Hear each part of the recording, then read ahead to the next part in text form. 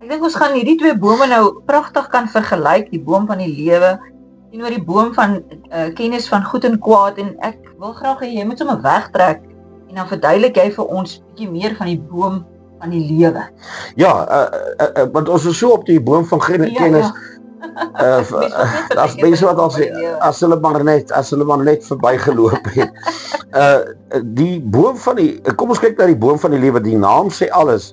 Chayim beteken lewens, is in die Hebreëse wêreld van die boom van die lewe beteken eintlik lewens. Dis die krag van lewe en lewe en lewe. In die meervoud, dit is in die meervoud. Dit impliseer 'n volheid, 'n oorvloed van lewe, nie net deur die wat nie net deur die dood bedreig word nie. Om van hierdie boom te eet was om heel te wees, jou verstand. So ja, maar as ons net tot daai boom in die hande kon kry, het ons nie dood gegaan nie. Mense, Adam sou vir jou, hy sou vir jou gelag het. Sê, want hy tog die dood verstaan nie.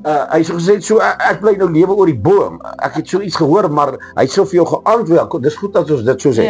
Hy sou vir jou geantwoord en gesê, hierdie boom wat ek eet, is die volgende, was my hele wese. Dit was ek Adam.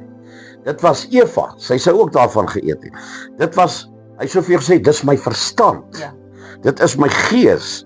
Dit voed met die ononderbroke lewe en die teenwoordigheid van God self. Ek dink jy moet dit weer sê, want dit is die belangrikste. Dis ongelooflik, dis ongelooflik. Daar om jou te voed, hoor mooi. Nie die liggaam. Nee. Al daai dinge wat jy nou gesê het, jou wese, jou verstand en jou gees word gevoed met die ononderbroke lewe en teenwoordigheid van God self. Ek dink jy ons verstand gaan dit verstaan. Ons praat hier oor, jy's reg. Ons praat hier oor, ons het nie 'n klou eintlik self. Ons doen dit, dis ons laat. Mense, stel jouself voor, hulle eet van daai boom. Net jy sal later sien hulle het van die hulle het van die boom. Hulle was nie dom. As 'n rede, daar's 'n verskywing wat plaasgevind. Dat in hierdie boom wat 'n sakrament was van Christus. Kom ons stel dit so, ons kom daarby uit. Lê hierdie wêreld vasgevang.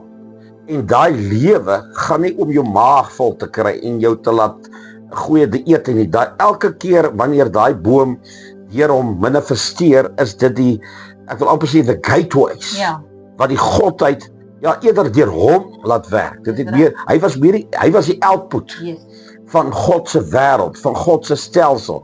Maar ek gaan beide sommer van die begin afhou, ons gaan dit nou sien, dit was nie in sy psigiese staat nie. Dit was in sy geestelike staat na Ruach toe. Nou hierdie het jy so pas vir my mooi gesê.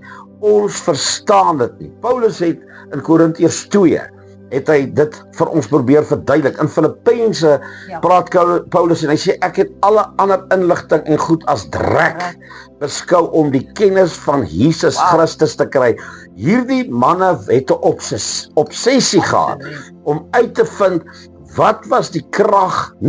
Onthou, ons soek nie meer Eden nie, want die opstanding gaan ons in 'n ander wêreld invat. Daar lê 'n wêreld vorentoe.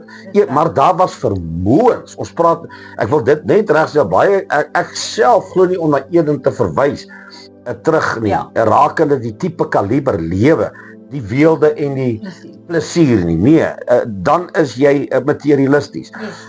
Daar is vir ons 'n wêreld beloof, naamlik die opstanding, met 'n magtige deurbraak aan die ander kant. Dis juis hier waar ons oog gaan oopgaan en dinge vir ons gaan duideliker word. So, let's leave it there.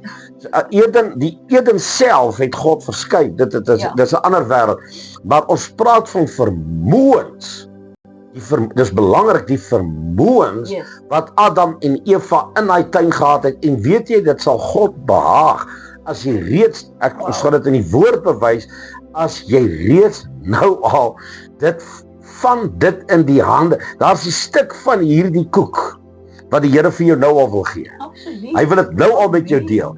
Maar dis in 'n ander dimensie as wat ons tans in aanbidding is, as wat ons tans geleer word, as wat 'n groot deel van kerke tans vir ons preek. Absoluut, dis so 'n mooi prentjie wat jy skilder.